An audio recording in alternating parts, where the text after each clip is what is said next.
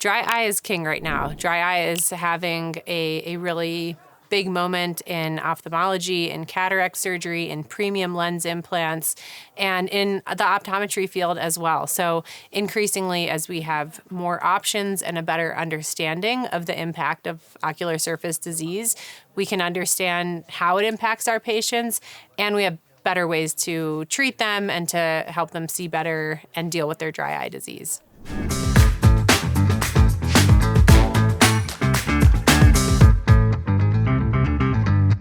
When I see a patient with dry eye, typically that is coming in as a new patient consult to me. They may have been referred for a cataract consult or a diabetic eye exam. And these patients oftentimes are not really aware that their symptoms are related to their dry eye. I find it very important to have a pretty discreet conversation, and the way I structure that in my exam room is to start from, and I tell them, we're going to talk about your eye and everything I saw from front to back. So I'll start with the tear film and kind of move on down the line. And sometimes that diagnosis list is pretty lengthy, but trying to hit that dry eye as top of the list, the first thing that I encounter, I think helps them to understand that it is an important part of their overall condition and it's not just an afterthought. I think having a good strategy and a lot of ways to talk about it with the patients. So in handling these patients, they've made it oftentimes a significant investment in their vision. They've put a lot of trust in you as the surgeon to carrying them through that entire course. So I tell patients there's many different things that we can do to treat your dry eye. And if there was one magic bullet that we could use on everybody, we wouldn't be having this conversation. But everybody responds a little bit differently. So this is what I like to start with. This is my protocol. If this doesn't work, I have lots of other tools in the toolbox. And we'll get you to where you want to be. But, I'm here for you. Sometimes I'll actually sit alongside them rather than face to face with them, because I think that is a good nonverbal indicator that we're on the same team, we're walking forward together, and I'm going to see you through to the end of the journey. So by integrating it really into the initial part of my exam, the beginning of the conversation, and I oftentimes will actually emphasize that this needs to be treated prior to, for example, cataract surgery. And I tell the patients, this is going to help you pre-op, intraoperatively, and post-operatively. So we want to address this pre-op because in order to get the best measurements of your eyes, I need you to have a healthy ocular surface. And then in order to have a nice, successful surgery and a comfortable recovery, it would be really helpful if you had a nice, healthy tear film. And then post-operatively, to have the best visual outcome that you can get, if we've already done the work on your tear film, we're set up for success.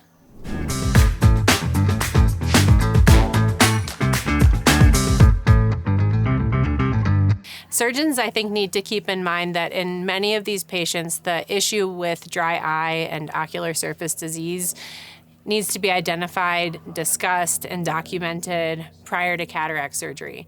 So anything that happens prior to surgery is a problem for you and the patient to deal with together. Anything that happens after the cataract surgery oftentimes feels more like a problem just for the surgeon to figure out. So by engaging the patient in that part of the care, and sometimes I'll even tell them, using these lubrication drops or anti-inflammatory topical eye drops for dry eye, that's going to give you practice, because after surgery, you'll already be really good at putting eye drops in. So getting a little bit of buy-in from the patients and helping them understand that they're really part of this journey too. So I think surgeons need to remember that starting that conversation preoperatively. And I always tell my patients, it's a lot easier to have these conversations before surgery than after. We're in this together, and I'm going to see you all the way through it.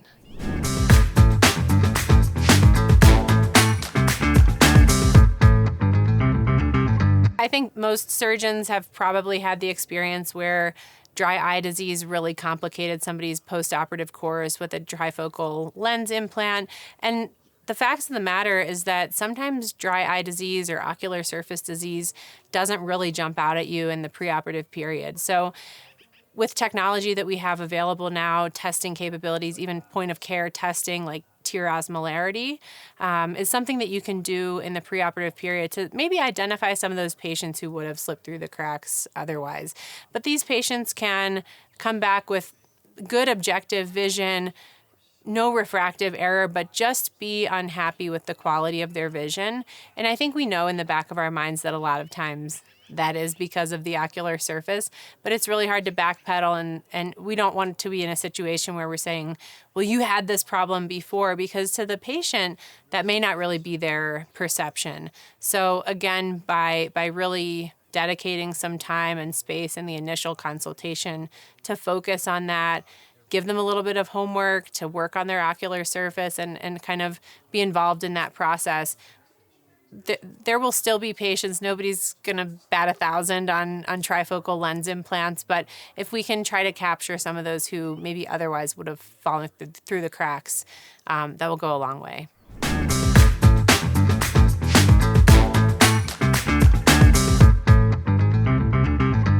Yeah, so unhappy patients are always a challenging lot, and I am thinking of one patient who had a really kind of a complicated perioperative period.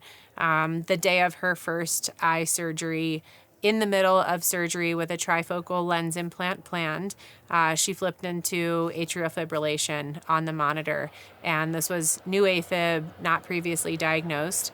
So at the recommendation of our anesthesiologist, following the conclusion of her surgery, which was uneventful, she went to the emergency department and ended up being admitted for a full cardiac workup for her atrial fibrillation. So that certainly altered the planned postoperative course and how frequently I saw her and how soon I did her second eye.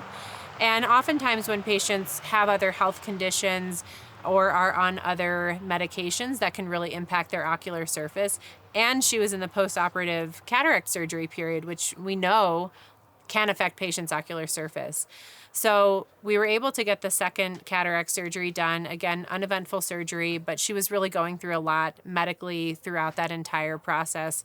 And she struggled very significantly with her ocular surface. And it's amazing sometimes the way that maybe I, as a physician, would prioritize her various diagnoses, from her eye conditions to her atrial fibrillation.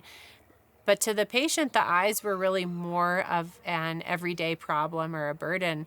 You know, the atrial fibrillation was kind of managed or masked by medications, but what she really was feeling all the time, it was bothering her more and more troublesome to her, was her dry eyes and her ocular surface, and how she wasn't as happy with her vision as she thought she would be.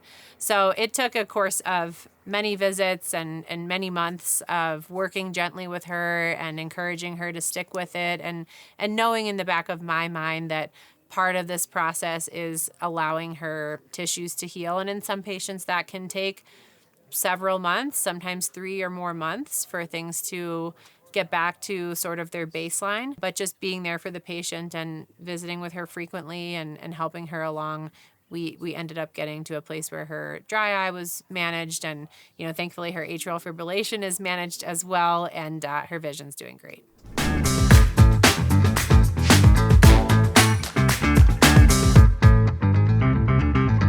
My top tips for surgeons to handle cases of dry eye before cataract surgery are to have a plan. So to have the options that in your hands and in your patients work quickly and effectively to assist that patient in improving their dry eye and ocular surface before you get to surgery. So whether that is an over-the-counter eye drop or a eyelid hygiene routine or other prescription dry eye options, there's so many things that you can utilize, and I find it really helpful in my practice. I have a half-sheet tear-off pad of paper that has the routine that I want all of my patients to do before surgery. And again, I tell them this will give you a lot of practice for your post-operative course. You'll be comfortable putting eye drops in. This will help you heal more quickly. It'll help you see better more quickly. And so to come into it with a plan, I think instills that confidence in the patients too, that you're there for them along the way.